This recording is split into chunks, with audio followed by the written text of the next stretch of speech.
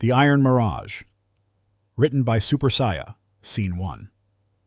The war room is dim, with a few overhead lights casting long shadows. A large digital map is projected on the wall, showing the sprawling FEMS-controlled territory. Kendo Soji, leader of the GLF, stands at the head of the room, facing his commanders. Around him are senior officers and strategists. Kendo's assistant, Leon, hands him a file. Kendo. So, are these all the candidates for the mech division? Leon. Yes, sir, these are all the passing candidates. I have marked the outstanding candidates. Kendo, give me an overview of all the candidates. Leon. Our first candidate is Mr. Tianfei, age 19, from central China. He pilots a speed-type mech capable of dodging most of the sentry's fire from the range. He is very outstanding, but he is very arrogant. Our second candidate is Miss Vernal Celeb, age 20, from Nordreich. She pilots a support-type mech to fix other mech amidst battle with repair drones that she develops herself. Our third candidate is Mr. Seri Pramit, age 18, from Neo-Siam. He pilots a defense-type mech capable of using close combat and defense. Our fourth candidate is Arthur Worm, age 23, from Great Victoria. He pilots a power-type mech equipped with a plasma blade capable of cutting through barriers. And our last outstanding candidate is Ian Corner, age 18, from the Provisional Government of America. He pilots an all-rounder type mech that specializes in using railguns, but also is capable in short range. Kendo, very interesting candidates. Are these all the outstanding candidates amongst all the passing candidates? Leon, affirmative. Kendo, recruit all of the outstanding candidates. They will be a valuable asset to us. Leon, yes, sir. Scene 2. In an armory room, Ian enters and sits around the round table with the other candidate. Tien, it must be true that GLF is running low on mech drivers. To have someone like you on our front line there must be truly desperate. Ian, huh? If they have picked me because of that, then they must scrape the bottom of the trash can to choose you. Tien, you want to go? Arthur, stop your impudence. Stay seated. The Supreme Commander is going to be here. Tien, after this, you're dead. Ian, come at me then.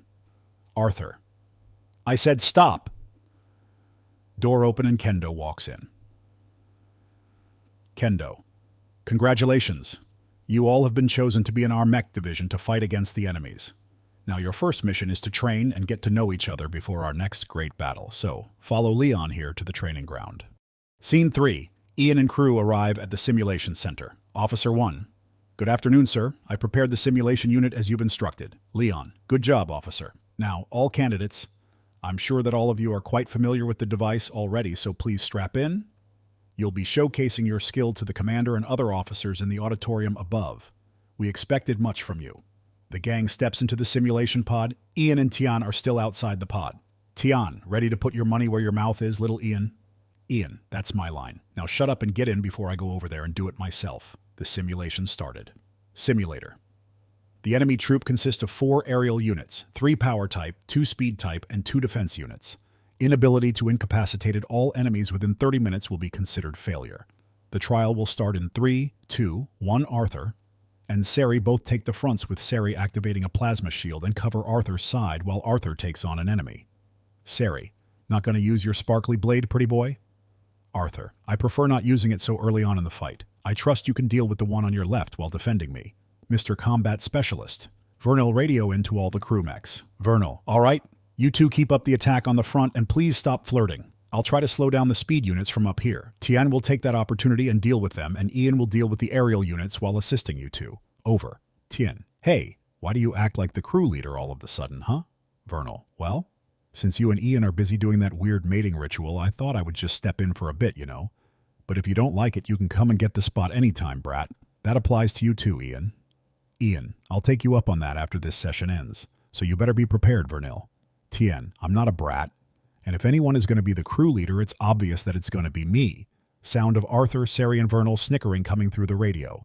Tian's mech evading aerial units' bullets trying to get to the enemy's speed units. Tien, you have one job. Now do it right, you idiot. Or are you actually all talk? Ian, awfully demanding, aren't we today, your majesty? Ian shot down 2 aerial units while shooting down at the enemy's defense and power units. Tian incapacitated 1 speed mech while Vernal is in the process of slowing down another. Vernal, you can go down and help those 2 out. I can deal with 2 aerial units on my own. Ian, copy that, ma'am. Ian's mech starts descending to the ground near Arthur and Seri. Seri, decided to come join us? Arthur. They said despite being mainly the long range, you're also capable of close combat. I'm looking forward to your performance. Ian, you better keep your eyes open then.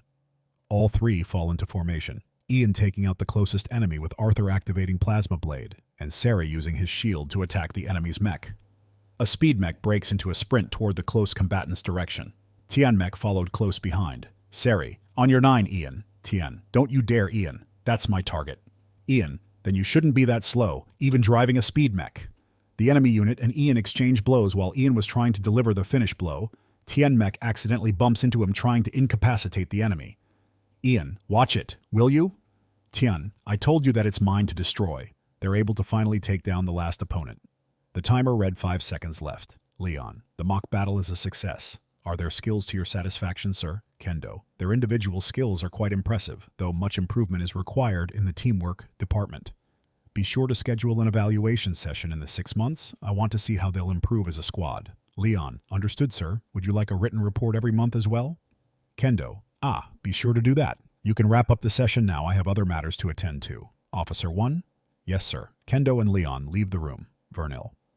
Leaving without saying anything? I take it the commander is not very impressed with our performance, huh? Scene 4. In the locker room while Ian alone is changing his clothes. Tian walked in and changed his outfit quietly. Ian, what? You're not usually this quiet, Tian. Got something to say? Tian, after our training I saw you getting better at piloting the mech. You went through my expectations. Ian, coming from you? That's rich. Tian, stop talking for 1 damn second and listen to me. Ian, go on then, I'm listening. Tian, after seeing you pilot that I feel annoyed, but when you're not there, I can't stand it at all. Ian, what are you trying to say? T? Yan, damn it. I'm in love with you. Where don't you get it? I fell in love with you from the first sight, and during that time I wanted to seem strong and I didn't know how to act. Ian, whispering. It took you long enough to finally see. Tian, with his eye sparkling, pulled Ian in. Their lips meet in a heated, intense kiss, melting away Tian's personality and turning the locker room into a steaming hot room. The kiss breaks after a moment, both of them catching their breath. Ian's face is flushed, his usual confident gaze softened as he looks up at Tian, still holding his sweaty, hot torso. Ian, quietly, almost teasing I thought you were all tough and couldn't stand me, huh? Tian, shut up. You think you're the only one allowed to drive me crazy? Ian laughs, his own hands sliding to Tian's waist, holding him close. There's a rare tenderness between them, an electric tension as they stand there, both silently acknowledging how vulnerable they are. Ian, you should have told me long ago. I was waiting for you since the first time I walk into the room, Tian. And make it easy for you? Not a single chance. Ian grins, reaching up to brush Tian's hair back from his face, his hand lingering. Ian, now, you're mine, and I am yours. Their breathing quickens as the kiss deepens. Fingers tangling in hair, their lips pressed against each other once again, but for an even deeper moment. Scene 5. Ian and Tian walk out of the locker room. Tian's legs were shaking with both of them meeting Arthur, Sari, and Vernie in the hallway. Ian, oh guys, good time. Arthur, what now? Sari, Tian, what's wrong with your legs? Tian, irrelevant. Ian, I have something important to tell you all. Vernil, yeah? Ian look at Tian with Tian responding with a nod. Ian, me and Tian are now officially boyfriends. Vernil, oh my god, we should shoot 3 fireworks. Arthur, congratulations. Sari, wait. So that would mean... Tian. Evil stare. Don't think about it or I will make you forget about it. Arthur, calm down. We came here because Leon called us to train again. Ian, okay then, let's go. Scene 6. 12 months have passed after intense training, Ian, and everyone is finally ready. In a conference room. Kendo, it seems that you all are ready. You all have shared tears and shared laughs throughout this past year, and now, you are now ready for the war. And it is time. We will give you all 1 day before heading into the war to take your affairs in order in case you don't come back. But use this time to celebrate and party before the war tomorrow. Ian, yes sir, thank you for this honor and this time you gave us. Kendo, everyone, please go and rest now. Thank you. Scene 7. In Ian's room, Tian and Ian sits on the bed together. Tian, Ian, it's tomorrow now. I don't want to lose you. You are the only person I need in my life. I don't want to lose you. Ian, Tian, don't forget why we did this. We have to destroy the Femmes to create a better future for the future generations. Tian, I know, but after spending my life with you, I don't want to lose you. Ian. Okay, how about this? Asterisk. Ian, bring out a ring asterisk. Tien, after the past year of me knowing you, I feel incredible and want to be by your side.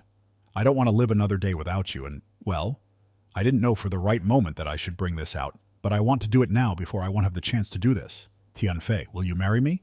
Tian, asterisk, sobbing, asterisk. Oh my God. Yes. Yes. 1,000 times. Yes. Asterisk. Pull Ian in and hug him. Asterisk. Ian. Let's get married when we come back. Tian. What if we don't? Ian. We will definitely come back. This will push us to survive. Tian. Okay. Understood. Thank you. Scene 8. 2 weeks into the deployment. Vernil has fallen. Her mech was caught in a suicide bomb by one of the enemy. The left half of her body was unsalvageable. Tian. Vernil's dead. She's really gone. Ian. Tian. Tian, it was just a stupid bomb. She should have been able to avoid it. I was there. I was so close. I could have saved her. Arthur. Tian, calm down. Look at me. Take a deep breath for me. That's good. That's good. Better? Tian. I'm sorry. It just... I couldn't believe it. Sari. Me neither. Vernil has a fiancé, you know. She said they're going to get married right after another squad comes to relieve us. She told me she wanted to be forever bound to her lover before being sent into the field, because even if she were to die in battle, she'd at least die a happy woman. Then she was suddenly handpicked to be in our team, and then... Well? Arthur. That's... I think we should retreat. Tien. What? Why would we do that? You're a damn coward. Arthur. No, listen. The enemy never used this tactic before. It's unpredictable. We don't know how often and how willing they are to sacrifice themselves. The next batch of enemies could all have bombs strapped to them for all we know. Sari. I've got to agree with Arthur on this one. They're using an attack plan we've never seen before. It's too much risk for us. Ian. No, Arthur. I beg your pardon? Ian. We won't retreat. We must have done quite a damage to the enemy's number. They're trying to eliminate us without regard for their own safety. In other words, we've backed them into a corner and now they're desperate. Tien. Ian's right. And Vernil's death is a testament of that. I don't know about you, but I will not let her death be in vain. If they want to die that much, then I'll give it to them. I'll make them pay for what they did to my friend. Arthur. Wait. Sigh. Fine. Both of you are very persuasive, you know that? Sari smiling softly, pouring and distributing the booze. Sari cheers to our sister Vernil. May she rest peacefully among our fallen comrades. Arthur, Ian, Tien, cheers. Scene 9. 1 week after the death of Vernil. Sari had fallen victim to an ambush. The enemy closed rank on him with so many plasma blades that the force field shattered. He was run through by those same blades. Arthur. Sari! No. Ian. Arthur, don't. Are you trying to kill yourself? Tien tried to block Arthur's path. Arthur, you promised. You promised you'd survive. Not you. Anyone but you. Tien was forced out of the way. Arthur ran straight to Sari and consequently the enemies. Tien. Arthur. You know he wants you to survive. Sari wants you to live. Do right by him and get out of there now. Arthur. I'm sorry. But I can't live without him. I can't. He's my lifeline. My everything. I can't go on if he's not with me. I'm sorry, Sari. In a surge of grief, Arthur swung his blade through hordes of enemies and detonated himself after he reached Sari, taking numerous enemies with him and Sari. Scene 10. Rushing into the main hall, Tien and Ian stand upon the room in front of Thomas sitting on the throne. Ian. Give up, Thomas. You are now cornered. You're the only one in this place now. Alone. We will not give up. Tien. We are going to end this for the future generation. For Vernil, for Sari, for Arthur, and for everyone else who has suffered or died. A gun fired. Sound echoes across the whole room. Ian. Huh? Ian looks at Tien with despair. Tien then fell to the ground coughing out blood. Ian. No. Tien, please don't go. Remember our promise? You said we will not leave each other and we are going to get married. Thomas. Ooh, a married couple? Ian. Shut up, Tien. We always know that there is a chance that we will die. Unfortunately, it happened. Ian. Tien. No, please no. Don't go and don't die. Please, I don't want you to die. I need you. Tien. Asterisk. Coughing out blood. Asterisk. I think it's time for me to go. Asterisk. Raising his hand to Ian's face, then his hand dropped to the ground. Asterisk. Ian. Asterisk. Screaming asterisk. Tien. I will kill you, you bastard. Thomas. Huh? Am I holding a gun? Did you think I shot your fiancé? Ian. If it wasn't you, who was it then? Kendo approached out of the shadow. Kendo. It was me. Ian, Supreme Commander. How? Why? How could you do this? Why are you here? Kendo, use your brain a bit. Thomas, nice choice of words, bro. Ian, bro? Kendo and Thomas are laughing. Kendo, do you want to tell him before we shoot him? Thomas, sure, why not? We just killed the love of his life. I think we owe him an explanation. Ian, can't you see? I'm holding a gun here. Kendo, it's not even loaded. I personally took all the ammo out. Ian, what? No. Thomas, shut up and listen to me explain to you why we did this. Kendo, it's hard to believe now, looking at the ruins, but our world wasn't always like this. The war, well, it didn't start because of a single massive attack. It began slowly, building up over decades as the population grew faster than anyone expected. Resources couldn't keep up. People thought technology would save us, that we could grow more food, find more energy, make more room. But eventually we just ran out of time. Thomas, countries began struggling just to support their own people. Basic things, water, food, medicine, became luxuries.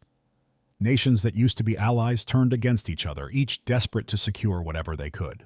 Talks and negotiations broke down because everyone felt like they were fighting for survival. Desperation, distrust, and competition turned into aggression. Kendo. So, we created this two-faction together, to stage a war between us so that we can decrease the world population without committing any war crime and making everything a bit more ethical. Asterisk, laughing. Asterisk. Thomas, stop. Laughing, bro. The guy is flabbergasted. Do you have anything to say? Ian, so the war will end after this? Kendo, nope. Still too many people. We are going to continue the war for about 10, 20 years. Thomas, yeah, or until the population decreases to the point where everything is fine. Ian, I know.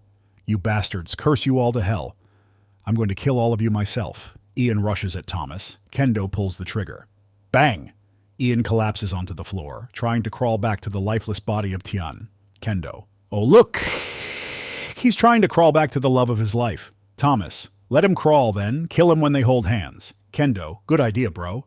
Ian, Tian. Tianyan's hand touches Tian's lifeless hand, pulling him closer with all the strength he has, hugging him. Ian, activate self-destruction sequence. Ian then dies in the arms of the lifeless body of Tian, to be together forever. Kendo and Thomas. What? A beep on all the mech suits activates, exploding them. Kendo and Thomas. No!